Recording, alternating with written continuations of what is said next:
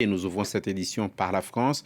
Les actes de violence sporadiques de certains manifestants ne sauraient justifier l'usage excessif de la force par les agents de l'État. Déclaration signée Dunia Mijatović en direction de la France. Elle est la commissaire aux droits de l'homme du Conseil de l'Europe. Le Conseil s'inquiète donc des violences policières pendant les manifestations en France contre la réforme des retraites.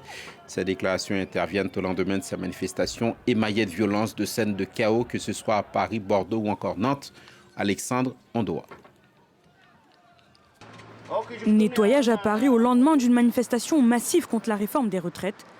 Les débris autour de ce kiosque, vandalisés la veille, témoignent des violences qui ont émaillé le cortège.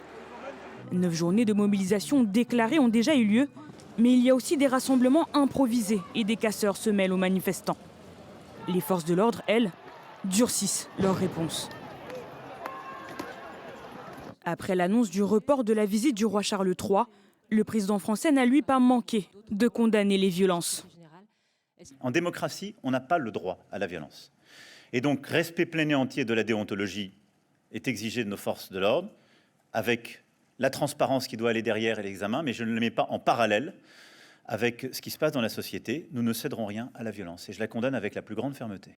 Le journal Le Monde a lui dévoilé une séquence de plus d'une vingtaine de minutes enregistrée par un groupe de personnes interpellées et dans laquelle on entend des gifles et des menaces de policiers. De son côté, dans un communiqué, le Conseil de l'Europe s'est dit inquiet de l'usage excessif de la force envers les manifestants. Les actes de violence sporadiques de certains manifestants ou d'autres actes répréhensibles ne sauraient justifier l'usage excessif de la force par les agents de l'État. Ces actes ne suffisent pas non plus à priver les manifestants pacifiques de la jouissance du droit à la liberté de réunion. Selon le ministère de l'Intérieur, 441 membres des forces de l'ordre ont été blessés au cours des manifestations de jeudi.